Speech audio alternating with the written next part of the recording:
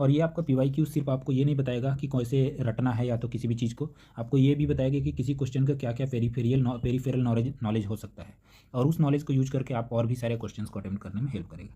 चलिए अब हम लोग स्टार्ट करते हैं अपने पहले क्वेश्चन के साथ। पहला क्वेश्चन क्या बोलता है, in India which of the following constitutional amendments was widely believed to be enacted to overcome the judicial interpretation of the fundamental rights। तो ये देखिए इसका आंसर जो है फर्स्ट अमेंडमेंट है। इसमें क्या बोल रहा है कि कौन सा ऐसा जो कॉन्स्टिट्यूशनल अमेंडमेंट है जिसने कि जुडिशियल इंटरप्रिटेशन के अगेंस्ट में एक ब्लैंकेट इम्यूनिटी दिया था। तो देखिए जो नाइन्थ शेड्यूल है वो फर्स्ट कॉन्स्टिट्यूशनल अमेंडमेंट में ऐड किया गया था। उसने क्या दिया ना, जुडिशियल एक इम्यूनिटी दे दिया कि अगर इसके अंदर किसी भी जो कॉन्स्टिट्यूशनल अमेंडमेंट वगैरह को डाला गया तो उसको जो जुडिशियल इंटरप्रिटेशन से बचाया जा सके। जो फर्स्ट कॉन्स्टिट्यूशनल अमेंडमेंट है वो चंपाकम जो केस है 1951 का, उसी का एक आउटकम है। इसी के बाद ये आपको जाके पढ़ना पड़ेगा कि इसमें सुप्रीम कोर्ट ने क्या बोला है। इसको अगर मैं ये सब बोलूँगा तो बहुत ज़्यादा वीडियो लंबा हो जाएगा, इसलिए मैंने सिर्फ ये बताया कि first constitutional amendment is the outcome of Champakam case 1951।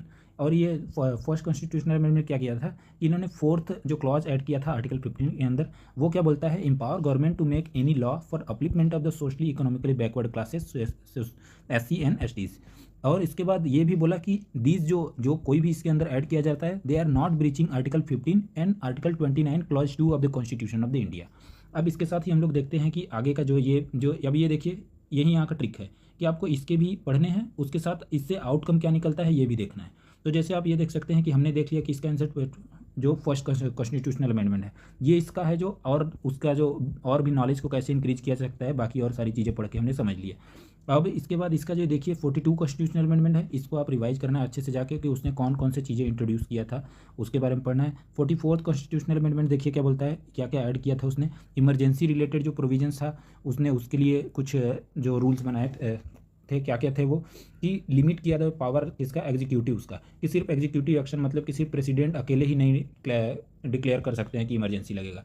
Article 21 और 21 को तो बोला कि can not be suspended during the national emergency. Right to property as a legal right उस टाइम इंट्रोड्यूस कर दिया था इसमें 44 कॉन्स्टिट्यूशनल अमेंडमेंट। अब ये 86 कॉन्स्टिट्यूशनल अमेंडमेंट क्या था, ये देखिए 86 कॉन्स्टिट्यूशनल अमेंडमेंट ने क्या फ्री एंड कंपलसरी एजुकेशन का प्रोविजन दिया 6 से 14 साल वालों के लिए, और